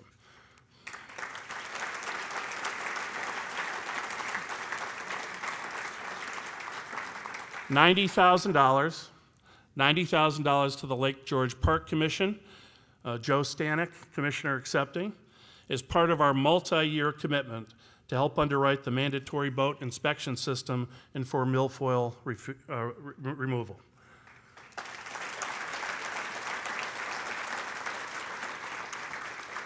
A grant to the town of Bolton Landing, or the town of Bolton, Supervisor Ron Conover accepting, to underwrite the wood chip bioreactor filtration system, which is an incremental subsystem to the Bolton wastewater treatment plant. This will directly reduce nitrate pollution flowing into Bolton Bay.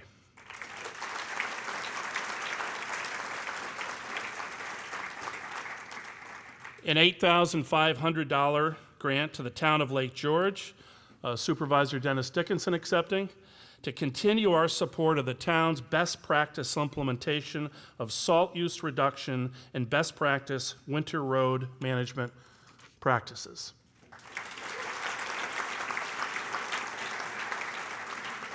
$38,000 to the North Queensbury Wastewater Management District. Alan Wrigley and Supervisor John Strow are accepting for the continued upgrades of the high priority septic systems adjacent to the lake that you saw in Chris and Eric's presentation.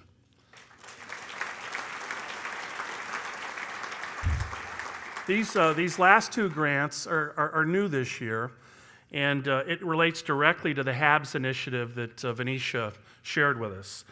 $3,500 to the town of Hague, Deputy Supervisor Steve Ramont accepting, to actually provide assistance in the grant submission and the grant process for upgrades to Hague's wastewater treatment plant.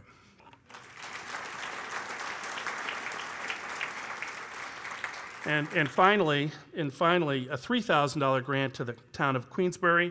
John Strow is accepting this, again to provide support for your grant submission to New York State for the continued scale out of the North Queensbury Wastewater Management District.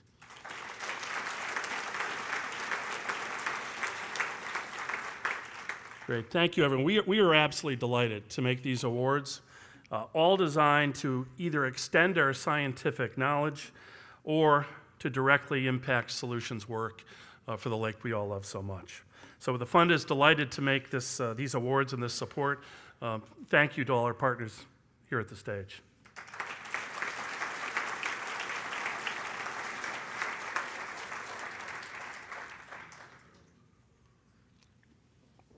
As we move to the conclusion of today's program, we now want to make two leadership awards to some very deserving individuals and organizations.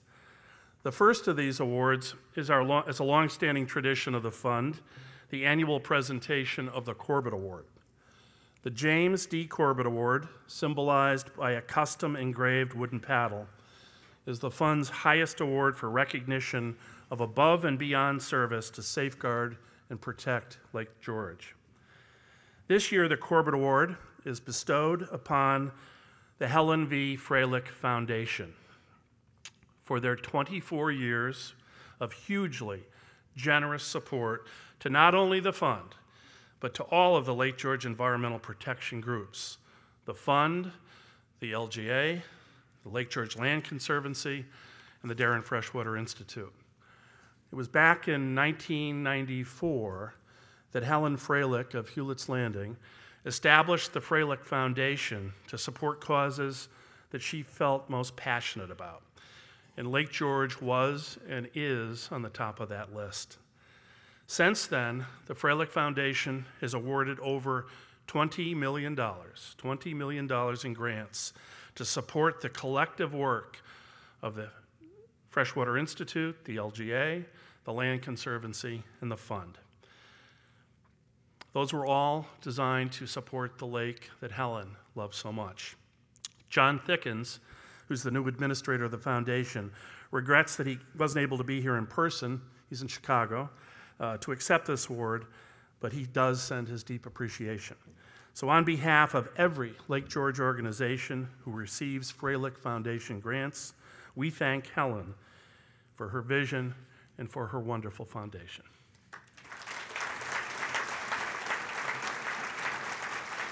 And this is the paddle. That's the paddle. Many of you in this room have received them. And there it is, upside down. Okay.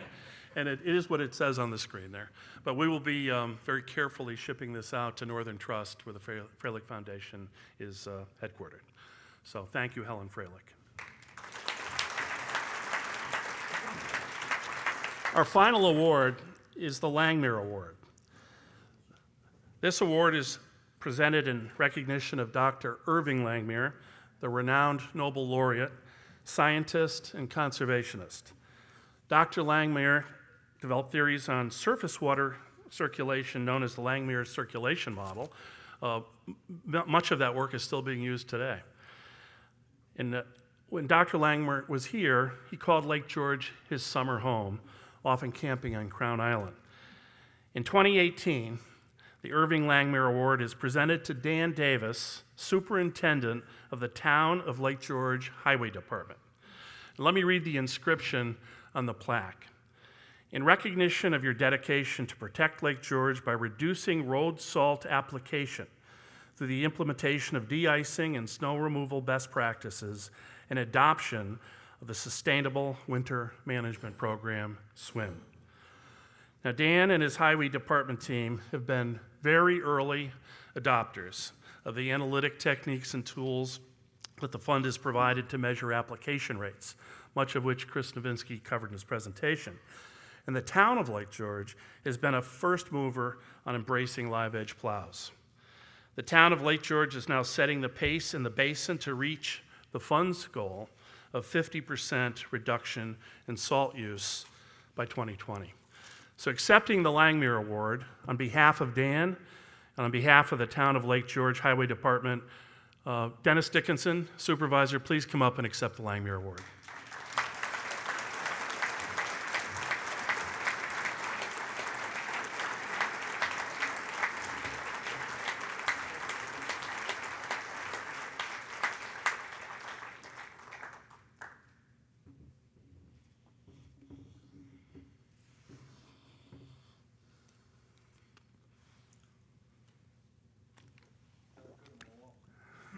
Thank you, Dennis.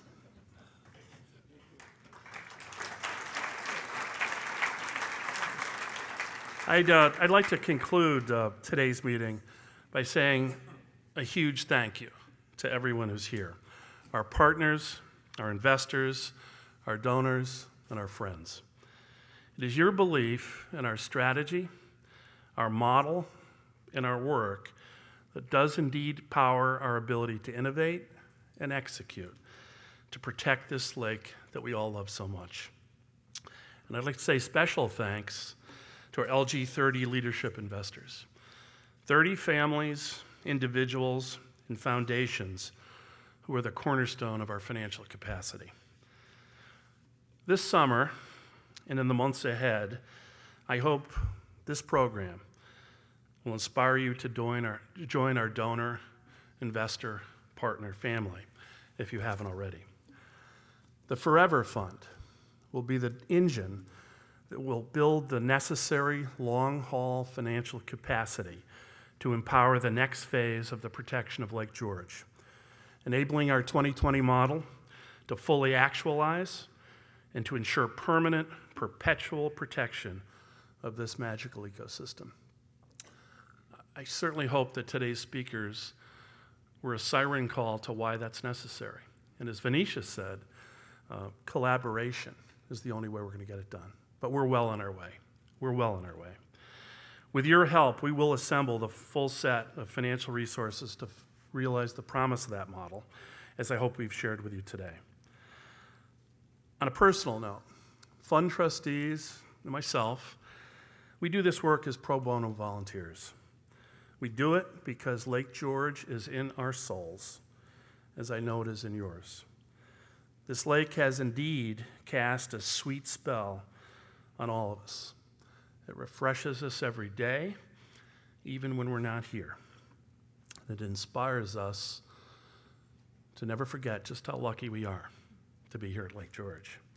Our association with this lake really is a living legacy for each of us, for our families, and for generations yet to come. So by working together, as we're doing, we have the ability to protect this lake for the ages. Clear, clean, forever. So on behalf of our partners, the fund staff, and our trustees, I'd like to thank you for sharing the pleasure of your company with us this morning. Thank you very much.